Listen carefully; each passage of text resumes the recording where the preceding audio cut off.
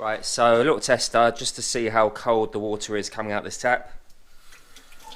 Got myself the digital thermometer, and if I put it in, it's the coldest it can be. There we go. Let that run on it. Alright, so it's coming out in the low 13s and it's dropping. I imagine it's going to drop down a little bit more if I just hold it here for a bit longer. There you go, it's dropping down into the 12s.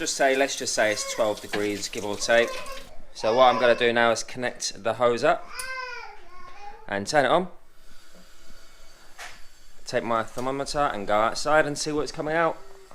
So the question is, if I have this coil set up on a day like this and I'm putting through 35-degree water through the coil, will it make it any hotter than that? Or will it just work on cold water? Who knows? This is why I'm doing this test. There you go, look, it's going up even more. So nearly 10 degrees it's heated up the water. Let me feel it. Yeah, it's coming out warm. It's amazing. Free hot water. I say hot, I mean this could be rigged up so you can have a shower outside your hot tub, or just have like a little water feature or something for the kids.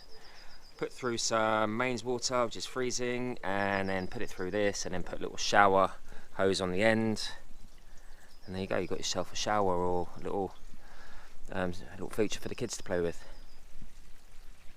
So yeah, I'm happy with that. So all I need to do is work out my connections now to connect up to the pump. And I'm in the middle of that right now. Just need to wait for an Amazon delivery.